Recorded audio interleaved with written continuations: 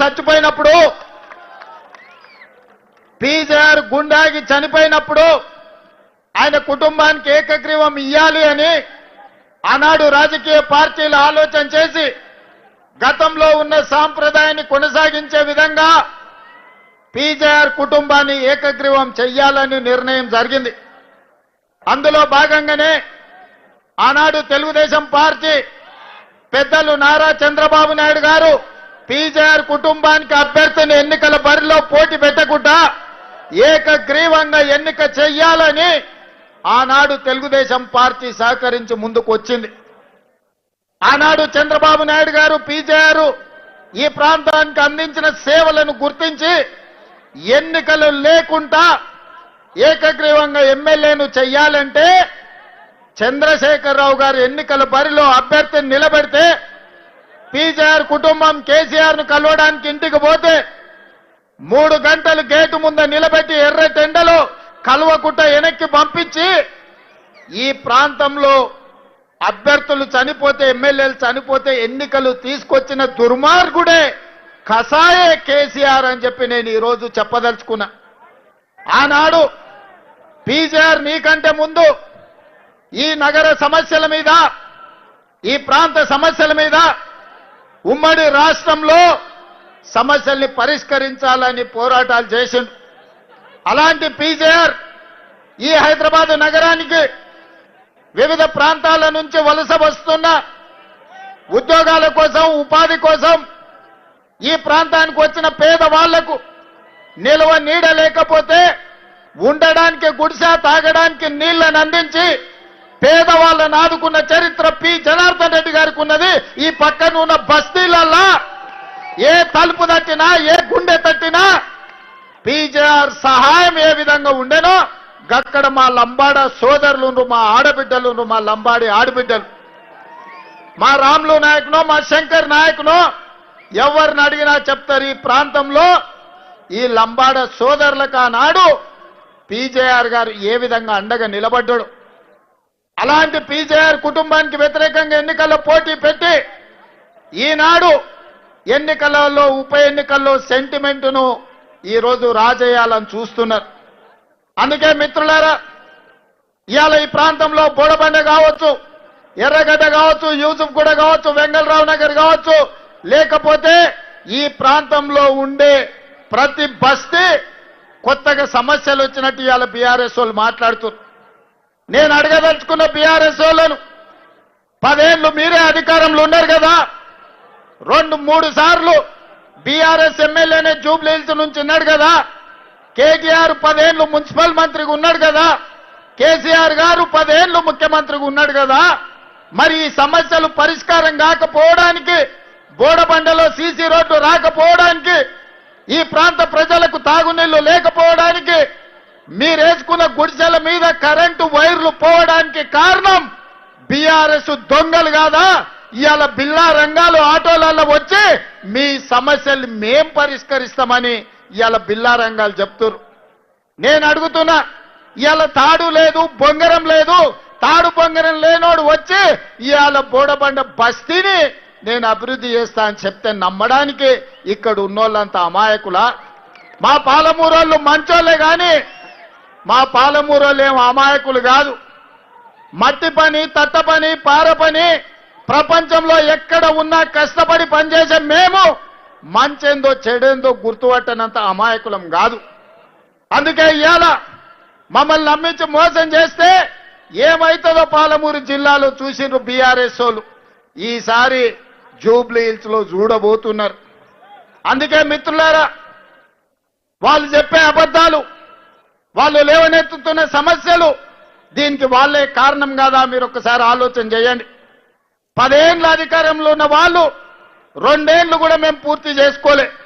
ఈ ప్రాంతంలో 14,159 రేషన్ కార్డులు ఇచ్చింది కాంగ్రెస్ పార్టీ కాదా?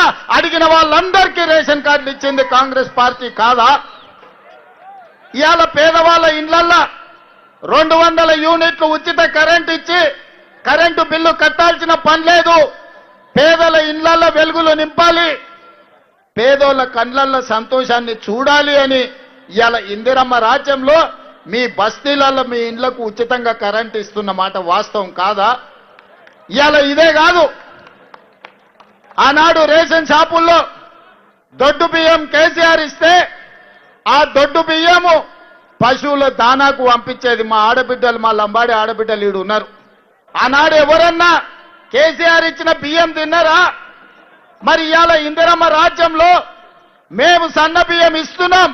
ఇవాళ ప్రతి కుటుంబానికి ప్రతి మనిషికి 6 కిలోల దాకా సన్న బియ్యం ఇస్తున్నాం. ఇవాళ సన్న బియ్యం అమ్మ తల్లిదండ్రులే కాదు, సంటి పిల్లలకు కూడా ఇవాళ అన్నం పెట్టే పరిస్థితి వచ్చింది. సన్న బియ్యం ఇవాళ మీకు అందరికి వస్తున్నాయా లేదా ఒకసారి ఆలోచన చెయ్యండి. దొడ్డు బియ్యం ఇచ్చినాడు, అవి ఎక్కడికో పోయేది. ఇవాళ సన్న బియ్యం ఇస్తే పేదోళ్ళు 4 బుక్కల బువ్వ తింటున్నారు కష్టపడి. ఇదే కాదు, మా ఆడబిడ్డల వెనకాల చాలా మంది ఉన్నారు, వేలాది మంది మా ఆడబిడ్డల ఆశీర్వాదంకి వచ్చారు. మా ఆడబిడ్డలు పనికి పోవాలన్నా, లేకపోతే పండుగ పూట అమ్మగారింటికి పోవాలన్నా, లేకపోతే అమ్మవారి దర్శనం చేసుకోవాలన్నా, బల్కమ్మపేట ఎల్లమ్మ దర్శించుకోవాలన్నా, లేకపోతే యాదగిరిగుట్ట లక్ష్మీ నరసింహస్వామిని దర్శించుకోవాలన్నా ఇంటాయన కిరాయి పైసలు ఇస్తే తప్ప పోవాలి. లేకపోతే వద్దులేమో మళ్ళీ దీపావళి పండుగ కోదు అంటే దసరా పండుగ కడితే సంక్రాంతి కోదాం అనేటోడు. ఇవాళ మా అక్కల్ని అడుగుతున్నా నేను, అక్క మీ తమ్ముడి రాష్ట్రానికి ముఖ్యమంత్రి అయినాక ఏ బస్సులన్నా ఎవడన్నా మిమ్మల్ని ₹1 టికెట్ కోసం పైసలు అడిగినరా మీరు చెప్పండి. మరి ఇవాళ మీ తమ్ముడు ముఖ్యమంత్రి అయితే రాష్ట్రం నలుమూలల భద్రాచలంలో రాముల వారిని కొలవాలన్నా, యాదగిరి గుట్టలో లక్ష్మీ నరసింహస్వామిని దర్శించుకోవాలన్నా, బల్కంపేట ఎల్లమ్మ దగ్గరికి పోవాలన్నా ఆడబిడ్డల్ని 1 పైసా లేకుండా బస్సులలో నేను ఇవాళ ఉచిత ప్రయాణం మీకు అందించిన. వాళ్ళేమంటారు? ఆటో డ్రైవర్ల పొట్టగొట్టిరు, ఆటో డ్రైవర్లకు నష్టం జరిగింది, ఇవాళ ఆడపిల్లలకు ఉచిత బస్సు రద్దు చేయమని బీఆర్ఎస్ వాళ్ళు గల్లీలలో ఎదురుతారు. గిది వాళ్ళ గలీజ్ బుద్ధి. 2014 నుంచి 1 ఆడబిడ్డకు కూడా మంత్రి పదవి ఇయ్యలే. ఇవాళ మన ప్రభుత్వంలో మీ అభిమాన నాయకురాలు సీతక్కని మంత్రిని చేసినాం, కొండా సురేఖమ్మని మంత్రిని చేసినాం. ఇవాళ పెత్తనం మీ చేతిలో పెట్టినాం. 67 లక్షల మహిళా సంఘాల సభ్యులకు ఇవాళ పెత్తనం ఇచ్చినాం. 1000 ఆర్టీసీ బస్సులు నడిపే అధికారం మా ఆడబిడ్డలకు ఇచ్చినాం. ఇవాళ జిల్లాలలో పెట్రోల్ బంకులు నడిపే బాధ్యత మీకు ఇచ్చినాం. ఇదే కాదు, హైటెక్ సిటీ పక్కన 100 కోట్ల రూపాయల విలువ ఉండే భూమి మీరు తయారు చేసిన ఉత్పత్తులు అమ్మడానికి విప్రో, ఇన్ఫోసిస్, మైక్రోసాఫ్ట్ లాంటి ప్రపంచ దిగ్గజాలైన కంపెనీల పక్కన శిల్పారామం దగ్గర మా ఆడబిడ్డలకు ఇవాళ ఇందిరా బజార్, మహిళా బజార్ అని చెప్పి మీ ఉత్పత్తులన్నీ అక్కడ అమ్మడానికి మీకు ఇచ్చినాం. ఇంత గొప్ప అవకాశం ఇందిరమ్మ రాజ్యంలో ఆడబిడ్డలకు వచ్చింది. ఇవాళ అధికారం ఆడబిడ్డల చేతులు ఉండాలి, ఆడబిడ్డ చేతుల నగదు ఉంటే పిల్లల చదువులకు వస్తాయని చెప్పి ఇవాళ మేము ప్రయత్నం చేస్తున్నాం. ఆనాడు ఇంటాయన చేతుల నగదు ఉంటే చక్కగా పోయి బెల్ట్ షాపులు ఇచ్చొచ్చేటోడు, అంతేనా అక్క? అవునా కాదా? నిజం చెప్పండి.